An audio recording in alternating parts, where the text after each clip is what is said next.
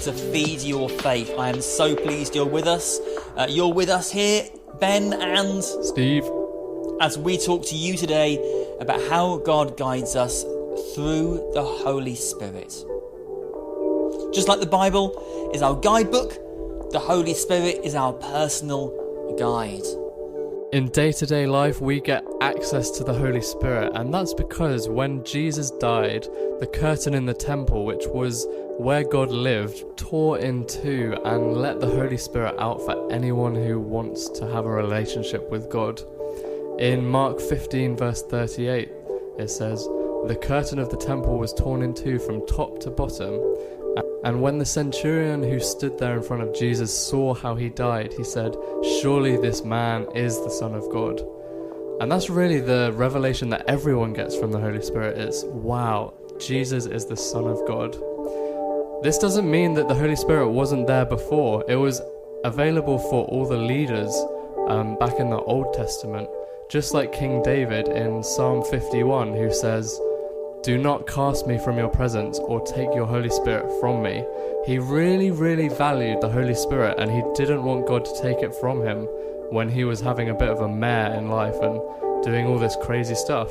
And God is merciful and allows David to keep the Holy Spirit, which helped him to develop into a great king. The Holy Spirit was even there in Genesis 1 when God created the earth.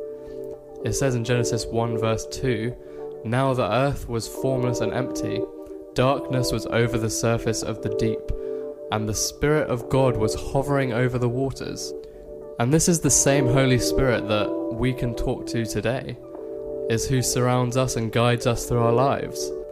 And because we're all different, we all interact with the Holy Spirit in different ways. I interact with the Holy Spirit by praying and hearing words, seeing pictures sometimes, and just having an overwhelming sense of peace that I know God is speaking to me right then and there. I find it important to check these words though, just to make sure that I know it's God, and I can check that by seeing if it lines up with the Bible. I can also ask other Christians in my life who I respect, is this of God, or do you think it's not? Is it me making it up in my own head? And that's where my own sense of discernment comes from. Over time, as you speak to the Holy Spirit, you just get to know his voice better and better. Just like in friendships where you get to see someone, the more you see them, the more you know about them. It's the same with the Holy Spirit, really. What about you, Steve? How do you interact with the Holy Spirit? Well, I lead worship on a regular basis, and one of the ways that I've noticed the Holy Spirit speaks to me is through my knees. So often there are moments when I need to get out of the way, when God is doing something and I'm leading the worship and suddenly my knees will start to shake.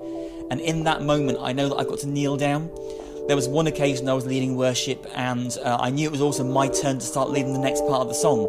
And I was co-leading with someone else who was looking at me as if to say, "You're on the ground, why are you on the ground? You're leading the next bit, what am I supposed to do?" I couldn't get up though, my knees had wobbled so much that I was on the floor.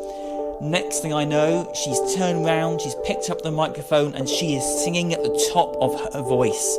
And it sounded incredible. She released the sound of heaven like she'd never done before. It was a Holy Spirit-filled moment and transformed the atmosphere of the church and the congregation. The Holy Spirit was the one that had guided me through wobbly knees to kneel down and get out of the way. And as soon as she started to sing, my knees felt strength again. I was able to get up and all I could do was dance in the presence of God as she led the part she needed to lead next. And just like Steve, you can get jelly legs too. By 3 monthly installments of £299. No, Ben, no, you missed the point. The Holy Spirit is free. The Holy Spirit doesn't cost us anything. It cost Jesus everything to restore our relationship with God, but it doesn't cost us anything now. There is no price. In fact, if you're at home listening to this right now, why don't you just open your hands out, make it sort of a receiving posture, and experience the power of the Holy Spirit now.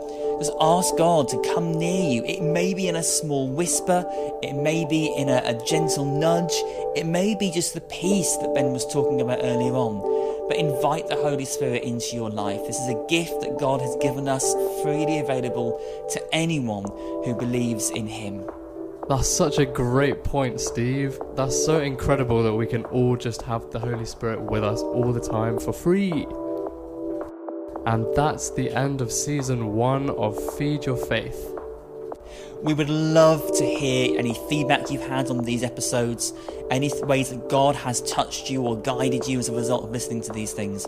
Let us know soon. Let us know through any method you want, and we can't wait. Hopefully there'll be a season 2 coming out soon. See you next time on Feed Your Faith.